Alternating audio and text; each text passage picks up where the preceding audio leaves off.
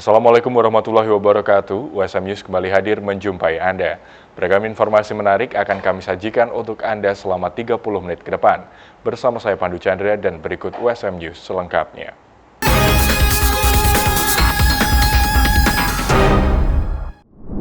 Demo penolakan revisi Undang-Undang Pilkada di gedung DPRD Jawa Tengah Kota Semarang berujung ricuh. Polisi bahkan sempat menembakkan gas air mata untuk membubarkan massa. Aksi demo penolakan revisi Undang-Undang Pilkada di Kota Semarang berakhir ricuh. Massa yang terdiri dari aliansi masyarakat sipil dan mahasiswa sempat terlibat aksi saling dorong dengan petugas kepolisian yang bertugas di gedung DPRD Jawa Tengah. Polisi kemudian melepas tembakan gas air mata untuk membubarkan massa. Awalnya, aksi demo tolak revisi undang-undang berjalan dengan kondusif. Namun, suasana berubah menjadi tegang saat massa mulai berpindah menuju pintu samping kantor DPRD Jateng dan mendesak masuk. Pintu samping kantor DPRD Jateng juga rusak dan terlepas akibat aksi saling dorong antara massa dan petugas kepolisian. Massa kemudian membubarkan diri setelah beberapa kali tembakan gas air mata dari kepolisian. Sementara itu, seorang mahasiswa dalam orasinya menuntut pembatalan revisi Undang-Undang Pilkada. Ia bahkan sempat meneriakan pemerintahan Presiden Joko Widodo adalah rezim otoriter. Dewan-dewan cuma bisa mendengar di balik gedung. Tidak ada yang berani keluar. Strata kalian lebih tinggi, tapi harga kalian rendah. Semarak kemerdekaan turut dirasakan dua warga terpilih di Kabupaten Kendal. Melalui program Light Up the Dream PLN UP2D Jateng dan DIY, dua warga terpilih itu dapat merasakan kehadiran listrik di rumah mereka secara gratis. Program Light Up the Dream atau LUTD kembali menerangi dua rumah warga terpilih di wilayah Kabupaten Kendal. PLN UP2D Jateng dan DIY yang berkolaborasi dengan ULP Kendal memberikan bantuan pemasangan listrik gratis bagi warga kurang mampu. Manajer PLN UP2D Jateng dan DIY Mosadli menyatakan bahwa pemberian bantuan berupa penyalaan listrik gratis ini selain menyemarakan kemerdekaan, juga mempertegas kehadiran PLN dalam mewujudkan pemerataan akses listrik di seluruh pelosok negeri. Kegiatan ini sebagai salah satu bentuk upaya PLN dalam melistriki masyarakat Indonesia, khususnya bagi mereka yang kurang mampu, sehingga pelanggan kemudian secara legal terdaftar listriknya dan memberikan kemudahan kepada setiap pelanggan yang ada di Jawa Tengah pada khususnya. Dan alhamdulillah bertepatan dengan momen 17 Agustus Hari Kemerdekaan ini, seluruh Indonesia pada hari ini telah melakukan penyalaan secara serentak. Semoga kegiatan ini terus berlanjut dan memberikan manfaat kepada seluruh masyarakat Indonesia. Dalam program LUTD kali ini, Mahsun dan Abdul Munir menjadi dua warga yang mendapatkan pemasangan listrik gratis sebesar 450 volt ampere. Dengan penyalaan listrik ini, keduanya kini secara resmi terdaftar dan memiliki akses listrik yang legal. Kehadiran program LUTD ini mendapatkan apresiasi positif dari berbagai pihak. Rasa terima kasih dan apresiasi juga turut diungkapkan Abdul Munir yang mengaku senang atas kehadiran listrik di rumahnya. Baginya, bantuan yang diberikan ini akan membuat kehidupannya menjadi lebih mudah dan lebih terang. Ia juga berharap kehadiran program ini dapat terus dirasakan bagi warga kurang mampu. Program LUTD yang berasal dari dana donasi pegawai PLN di seluruh Indonesia ini disalurkan untuk menghadirkan listrik berkeadilan kepada masyarakat di seluruh negeri hingga pelosok daerah 3T. Melalui program Light Up the Dream, PLN terus menunjukkan kontribusi nyata dalam meningkatkan kesejahteraan masyarakat. Melalui sektor pariwisata, PLN UP2D Jateng dan DIY terus berkomitmen memperluas layanan serta mempertajam perannya untuk pembangunan yang berkelanjutan. Hal tersebut diwujudkan dalam program Tanggung Jawab Sosial dan Lingkungan atau TJSL yang diadakan di daerah wisata Tubing Genting, Desa Getas, Kabupaten Kendal. Program Tanggung Jawab Sosial dan Lingkungan atau TJSL oleh PLN UP2D Jateng dan DIY di Tubing Genting, Kabupaten Kendal ini sukses diadakan. Sejalan dengan misi PLN dalam menjadikan perusahaan energi yang berwawasan lingkungan demi meningkatkan kualitas kehidupan masyarakat dan lingkungan, PLN UP2D Jateng DIY mewujudkan program ini dengan memberikan bantuan sarana pendukung untuk tempat wisata Tubing Genting yang merupakan tempat wisata andalan khususnya di Desa Getas. Alhamdulillah hari ini kita meresmikan program TJSL dalam bentuk bantuan sarana pendukung wisata tubing di Genting di Desa Getas, Kabupaten Kendal. Tentunya ini adalah bagian dari peran PLN, tidak hanya saja bergerak di bidang utama adalah kami melayani si kelistrikan, tapi si sosial pun kami juga peran untuk bertanggung jawab berkaitan dengan pengembangan khususnya di wisata di Desa Genting ini dalam bentuk wisata tubing. Dan kita lihat bahwa program ini sangat bagus karena juga program yang dilakukan oleh PLN tidak hanya saja di sisi wisatanya, tapi pendukung yang lain. Program yang memberikan manfaat jangka panjang ini juga turut memperoleh perhatian dari pemerintah Kabupaten Kendal. Selain tepat sasaran, TJSL diharapkan dapat meningkatkan perekonomian masyarakat setempat serta menghidupkan sektor pariwisata, khususnya di Desa Genting, Kabupaten Kendal. Hal ini dikonfirmasi oleh pemerintah setempat yang diwakilkan Sekretaris Daerah Kendal Sugiono. Pemerintah Kabupaten Kendal mengucapkan terima kasih kepada PLN yang telah memberikan TJSL untuk daerah wisata di Tubing Genting Singorojo ini. Karena dengan adanya menghidupkan wisata ini maka akan meningkatkan perekonomian di tempat, juga akan menghidupkan wisata di wilayah Kendal. Kontribusi yang diberikan oleh PLN ini berupa taman bermain untuk anak-anak, fasilitas pendukung berupa alat-alat tubing, musola, 8 unit tenda untuk camping, ban, pemasangan paving block, drone, jaringan listrik dan wifi, lapak UMKM, dan 2 guest house. Pemberian tersebut tentunya berguna untuk melengkapi serta mengembangkan wisata Tubing Genting. Pada kesempatan tersebut pula, pemerintah Kabupaten Kendal juga berterima kasih atas terlaksananya program TJSL PLN ini. Pihaknya berharap tempat wisata Tubing Genting tak hanya dinikmati warga lokal Kendal, akan tetapi juga Semarang dan sekitarnya. Tak hanya melayani di bidang kelistrikan, melalui program TJSL oleh PLN, UP2D Jateng dan DIY, wujudkan kontribusi dan perannya dalam menciptakan dampak pada peningkatan ekonomi serta kualitas hidup masyarakat sekitarnya. Desa Wisata Getas Tubing Genting mendapatkan penguatan infrastruktur dari bantuan program tanggung jawab sosial dan lingkungan atau TJSL PLN. Bantuan berupa pembangunan pondok wisata, pendopo, musola, toilet, juga peralatan tubing itu menjadi bentuk dukungan PLN dalam meningkatkan daya tarik wisata lokal. Manajer PLN UP2D Jateng dan DIY Mosadli mengungkapkan, kehadiran dukungan fasilitas sarana dan prasarana ini diharapkan menjadi efek domino bagi masyarakat setempat dan meningkatkan perekonomian lokal. Ia juga menyatakan sejumlah pelatihan juga disiapkan untuk meningkatkan kompetensi warga dalam memanfaatkan potensi yang ada. 2024, kami PLN UP2D Jawa Tengah DIY meresmikan TJSL bantuan penguatan infrastruktur pendukung di Desa Genting. Harapan kami sebenarnya efeknya domino ya, bukan hanya dirasakan oleh pengelola tapi juga masyarakat sekitar.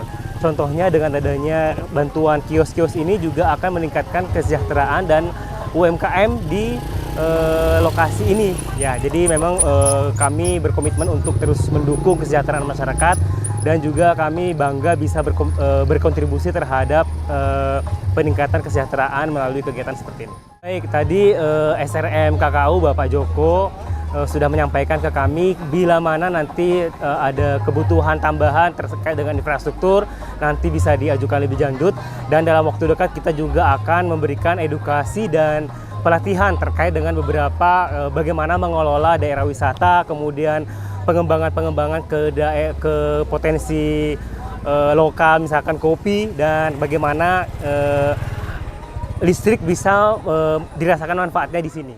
Antusiasme juga turut dirasakan oleh masyarakat lokal yang datang beramai-ramai untuk menyaksikan perubahan spot wisata andalan di Desa Getas. Sejumlah stand UMKM juga ramai dikunjungi warga yang hadir. Yoyok, salah satu warga, turut menyatakan bahwa besar harapan warga melalui bantuan TJSL dan pelatihan yang diberikan dapat meningkatkan kunjungan wisata di Tubing Genting sehingga akan berimbas pada perekonomian warga lokal. Kami bercita-cita bahwa dengan adanya wisata Tubing Genting ini bisa meningkatkan perekonomian masyarakat Dusun Genting umumnya dan Desa Getas khususnya umumnya. Karena dengan semakin banyaknya orang berbelanja, orang datang ke wisata Tubing Genting ini, nanti secara otomatis masyarakat yang ada di sekitar akan terimbas perekonominya. Jadi mereka tamu-tamu itu bisa membelanjakan uangnya di masyarakat kami, sehingga pada akhirnya kesejahteraan masyarakat kami bisa meningkat. Tubing Genting sebagai salah satu objek wisata andalan di Desa Getas menawarkan pengalaman arung jeram di sungai yang indah, dikelilingi oleh panorama hutan yang asri. Madrasah Aliyah Negeri 1 Kota Semarang berhasil meraih perpanjangan akreditasi unggul yang kedua dari Badan Akreditasi Nasional. Akreditasi ini menjadi bukti dalam menjaga kualitas pendidikan di MAN 1 Kota Semarang.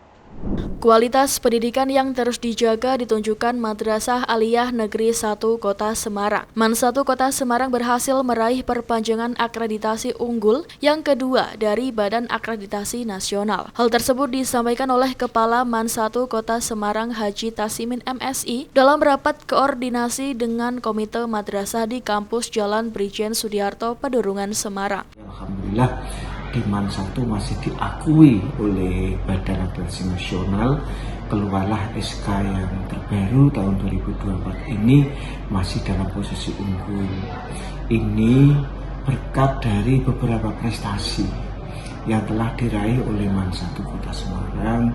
Siswa semakin baik, untuk masuk perguruan tinggi semakin banyak, dan masuk ke perguruan tinggi favorit juga semakin banyak. Dan yang lebih menggembirakan lagi, mudah-mudahan menginspirasi kepada semua teman-temannya bahwa siswa kami ada yang diterima di 5 negara, 7 perguruan tinggi luar negeri. Surat keputusan yang berisi tentang penetapan kedua hasil automasi akreditasi Satuan Pendidikan Dasar dan Pendidikan Menengah tahun 2024 itu menjadi dasar akreditasi unggul MAN 1 Kota Semarang yang berlaku hingga 5 tahun mendatang. Sebelumnya MAN 1 Kota Semarang telah meraih akreditasi unggul sejak tahun 2019. Selain itu, torehan prestasi siswa juga mewarnai kualitas pendidikan yang ada di MAN 1 Kota Semarang. Baru-baru ini siswa MAN 1 Kota Semarang juga berhasil meraih juara 1 dan 3 pada Lomba Kreativitas dan Inovasi atau Krenova Kota Semarang kategori pelajar. Karya siswa dengan judul Inovasi Latih Media Pembelajaran Huruf Hijaiyah dan Tilawah bagi Tunanetra berhasil juara 1, sementara Inovasi Eko Tepafoam Styrofoam Ramah Lingkungan dari Ampas Tempe dan Pati meraih juara ketiga. Selain itu, prestasi yang barusan diraih adalah juara 1 Lomba Palang Merah Remaja atau PMR di Unsud Purwokerto. Paskibra meraih juara 1 Lomba Kirap Merah Putih pada 10 Agustus lalu, serta Pramuka juga meraih berbagai prestasi. Sebanyak 59 titik sumur sawah di Desa Tegal Arum, Kecamatan Jaken, Kabupaten Pati tersambung listrik. Program elektrifikasi sumur sawah dalam rangka memperingati Hari Pelanggan Nasional 2024 itu turut mendapat apresiasi positif dari para petani. Dalam memperingati Hari Pelanggan Nasional tahun 2024, PLN UP3 Kudus melakukan seremoni penyalaan 59 pelanggan sumur sawah di Desa Tegal Arum, Kecamatan Jaken, Kabupaten Pati pada Senin yang lalu. Melalui kegiatan ini, PLN terus menunjukkan komitmennya untuk tumbuh bersama pelanggan. Secara keseluruhan, PLN UP3 Kudus berhasil menyalakan 92 pelanggan dengan total daya tersambung sebesar 119.600 volt ampere untuk elektrifikasi sumur sawah di Kecamatan Jaken. Manajer PLN UP3 Kudus Firman Sadikin mengatakan, melalui elektrifikasi sumur sawah, PLN mengajak masyarakat untuk menggunakan energi yang hemat dan ramah lingkungan untuk meningkatkan produktivitas pertanian. PLN selalu berkomitmen untuk tumbuh bersama pelanggan. Dalam memperingati Hari Pelanggan Nasional pada September mendatang, PLN UP3 Kudus berhasil menyambung listrik pengairan sawah di Desa Tegal Arum, Kecamatan Jaken, Kabupaten Pati. Secara total, PLN berhasil menyambung listrik sebanyak 59 pelanggan. Alhamdulillah, berkat kerjasama PLN, kelompok tani, dan pemerintahan desa, penyambungan ini berjalan lancar. Kami berharap dengan elektrifikasi irigasi sawah ini dapat meningkatkan produktivitas pertanian desa di Tegal Arum. Elektrifikasi sumur sawah merupakan bagian dari program Electrifying Agriculture PLN UID Jateng dan DI Yogyakarta untuk mendukung pertumbuhan industri di bidang pertanian, perikanan, perkebunan, serta peternakan pertumbuhan. Kepala Desa Tegal Arum, Kecamatan Jaken, Kabupaten Pati, Suryono, mengapresiasi langkah PLN atas penyambungan listrik sawah tersebut. Menurutnya, hasil komunikasi dengan PLN ULP Jepara mendapat respon cepat dari PLN dengan menyiapkan realisasi penyambungan jaringan listrik pompa sawah. Saya ucapkan terima kasih yang sebesar-besarnya kepada PLN yang telah secara nyata memberikan perhatian, peduli kepada masyarakat petani atau buruh tani dan kaum petani, Pak. Karena apa? Selama ini petani khususnya di daerah Tegalan ini kan sangat tergantung kepada hujan. Hujan ini satu musim hanya satu kali dan setiap musim ini kita paling hanya bisa melakukan panen satu kali. Hal senada disampaikan Juandi, petani desa Tegal Arum, Kecamatan Jaket. Menurut Juandi, dengan elektrifikasi sumur sawah, petani di desa Tegal Arum dapat meningkatkan produktivitas sekaligus menghemat biaya irigasi. Ucapan terima kasih juga disampaikan oleh Juandi. Saya terima kasih sekali pada pihak yang berwenang mengasih listrik bersubsidi ini kepada kelompok tani yang khususnya di Desa Mbran, Lao, Desa Tegal Arum, Kecamatan Jaken. Ratusan masyarakat Grobogan mengikuti karnaval tingkat pelajar dan umum, serta semua dinas di Grobogan, Jawa Tengah Selasa siang. Warga juga antusias menonton karnaval tersebut. Pemerintah Kabupaten Grobogan menggelar karnaval tingkat pelajar SLTA dan umum, serta semua dinas di Grobogan ikut serta dalam acara karnaval. Ada 60 peserta yang mengikuti karnaval. Masing-masing dinas menampilkan potensinya, seperti halnya dengan Dinas PUPR Grobogan yang menampilkan peralatan yang berkaitan dengan pekerjaan Dinas PUPR. Beraneka ragam kesenian, para pegawai dinas di Grobogan yang terlibat dalam karnaval sangat antusias. Meski harus berjalan kurang lebih 4 km, mereka tetap semangat. Warga yang melihat pun juga terhibur. Karnaval kali ini merupakan rangkaian kegiatan dari Kemerdekaan Republik Indonesia ke-79 yang dilaksanakan di Kabupaten Grobogan. Mudah-mudahan masyarakat Kabupaten Grobogan menikmati ya dari karnaval tadi, dan tentunya juga happy, dan untuk ke depan lebih baik lagi penampilan dari putra-putri kita untuk membangun juga yang lebih baik lagi. Tema yang disajikan dalam karnaval tadi apa? Temanya apa? Terus ke budaya-budaya lokal. Tadi temanya juga Indonesia Maju, budaya lokal, dan termasuk tari dan apa ya, budaya-budaya di Kabupaten Grobogan, ada kesenian, pertanian, dan ada pemerintahan struktur, dan ini kan merupakan bahwa pemerintahan itu seutuhnya. Skenario kerusuhan unjuk rasa mewarnai simulasi sistem pengamanan kota atau Sispam Kota pada pemilihan kepala daerah atau Pilkada di Jepara, Jawa Tengah yang digelar oleh Polres Jepara. Simulasi dengan skenario kericuhan ini sebagai bentuk antisipasi kemungkinan terburuk dalam tahapan pilkada, diantaranya potensi terjadinya konflik yang bisa mengganggu keamanan. Informasi ini sekaligus menutup perjumpaan kita di hari ini. Saksikan terus USM News hanya di USM TV. Saya Pandu Chandra dan seluruh kru yang bertugas pamit undur diri. Terima kasih. Wassalamualaikum warahmatullahi wabarakatuh.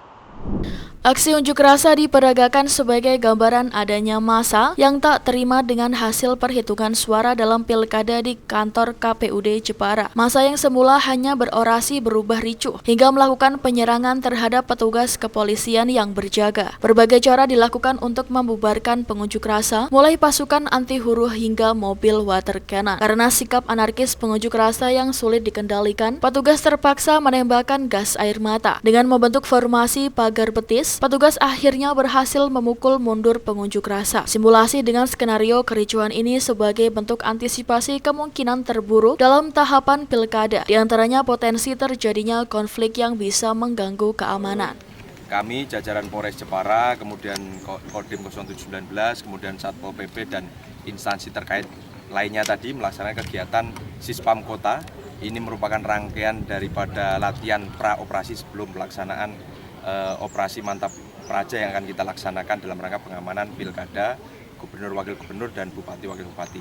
Dalam rangkaian kegiatan ini tadi, kita tentunya melatihkan kepada anggota kita SOP penanganan suatu kondisi kontingensi ya, dari situasi awal ketika masih aman hingga akhirnya terjadi eskalasi yang meningkat sehingga terjadi suatu kondisi kontingensi, kemudian juga memberikan gambaran kepada pemirsa dan warga masyarakat bahwasanya kita sudah memiliki SOP dalam rangka penanganan suatu kondisi kontingensi.